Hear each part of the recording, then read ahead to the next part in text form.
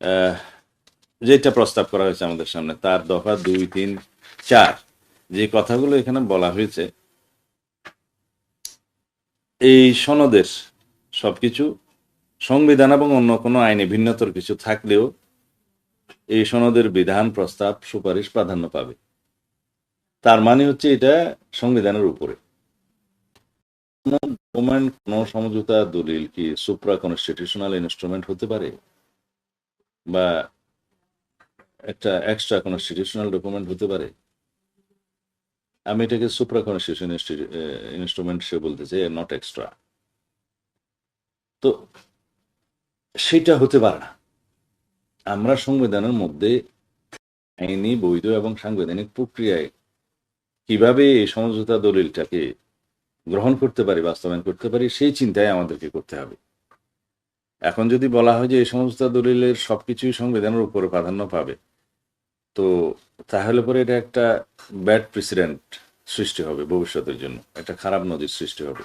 যদি 5-10 বছর পরে অন্য কোনো একটা সিচুয়েশনে সবাই বসে যদি বলা হয় যে এই দলিলটা সংবিধানের উপরে থাকবে, সেটা মানে একটা নজির দেওয়ার মতো এই বিষয়টা থেকে যাবে। তো একটা পুরো জাতির জন্য আমরা ব্যাড প্রেসিডেন্ট ক্রিয়েট করাটা ঠিক হবে না।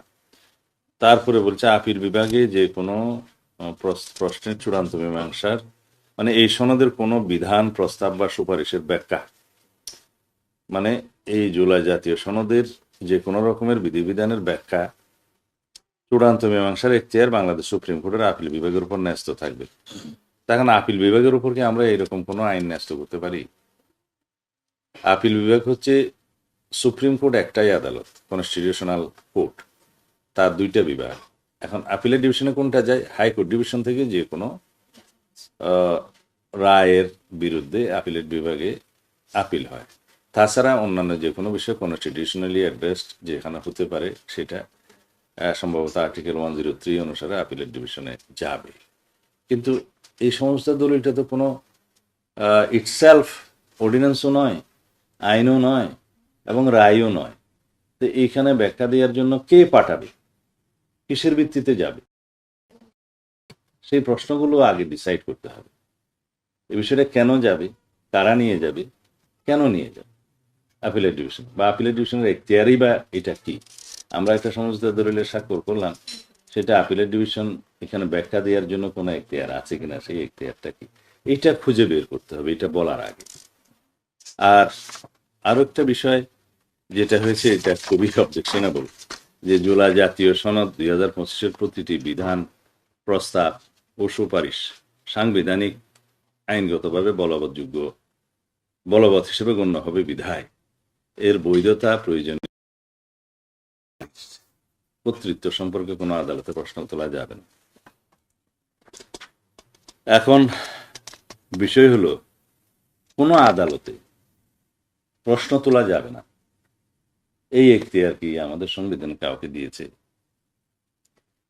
যে সমস্ত বিষয় সংসদের সার্বভৌম হাউজে আলোচিত হয়, সংসদের কার্য বিধি, এগুলো শুধু আদালতে উত্থাপিত করা যায় না।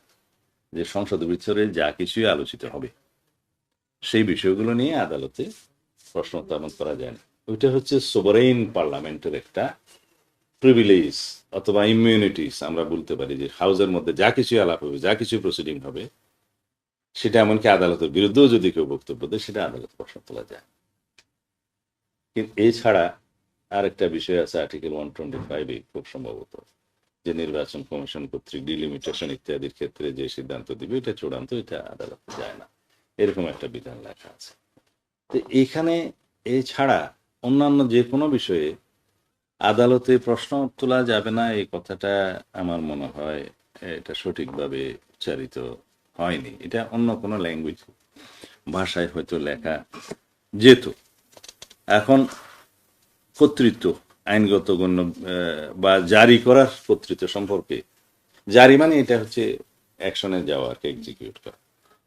এটা আদালতে প্রশ্ন তুলতেই পারে কেউ, কারণ আর্টিকেল 31 অনুসারে কনস্টিটিউশনের, এটা যে কোনো নাগরিকের অধিকার, আইনের আশ্রয় লাভ করার অধিকার। যে কোনো বিষয়ে তার যদি তার জীবন, সম্পদ বা অন্যান্য যে কোনো বিষয়ে কোনো ক্ষতিগ্রস্ত হয় বা প্রশ্ন উত্থাপিত হয়, তার আইনের আশ্রয় লাভের অধিকার আছে, প্রশ্ন তোলার অধিকার আছে। তো সেইটাকে তো আমরা ভাইলেট করলাম। তাহলে আদালতে, যে কোনো আদালতে প্রশ্ন উত্থাপিত হবে না, এই বিষয়টা আমার মনে হয় এইভাবে উল্লেখ করা ঠিক হবে না। সুতরাং এই বিষয়ে আরো অনেক কথা আছে, সেটা আমাদের সাথে যখন আলাপ আলোচনা হবে তখন আমরা সেই বিষয়গুলো উপস্থাপন করতে পারবো। তবে আমি সব বিষয়ে পজিটিভ, এই কারণেই পজিটিভ যে আমাদেরকে এই জুলাই জাতীয় সনদ স্বাক্ষর করতে হবে, জাতীয় ঐকমত্যের ভিত্তিতে গৃহীত সমস্ত প্রতিশ্রুতি পালন করতে হবে, আমাদেরকে সংস্কারের মধ্য দিয়েই এই রাষ্ট্রটাকে একটি শক্তিশালী গণতান্ত্রিক রাষ্ট্র বিনির্মাণ করতে হবে। আমাদেরকে সেই গণতন্ত্র প্রতিষ্ঠা করতে হবে, যে গণতন্ত্রের জন্য আমাদের সন্তানরা শহীদ হয়েছেন, রক্ত দিয়েছেন, পঙ্গুত্ব বরণ করেছেন, অন্ধত্ব বরণ করেছেন। তাদের সেই প্রত্যাশা, জাতির যে প্রত্যাশা, আমাদের যে অঙ্গীকার, সেগুলো আমাদের বাস্তবায়ন করতে হবে। সুতরাং আমরা সবাই বসে এর একটা আইনগত, বৈধ এবং সাংবিধানিক প্রক্রিয়া বের করতে পারবো, এই বিশ্বাস আমার আছে। তবে আমরা এমন কিছু করতে পারি না যেটা ভবিষ্যতের জন্য একটা সাংবিধানিক ব্যাড প্রেসিডেন্ট ক্রিয়েট হয়ে যাবে, জাতির জন্য একটা খারাপ নজির সৃষ্টি হয়ে যাবে।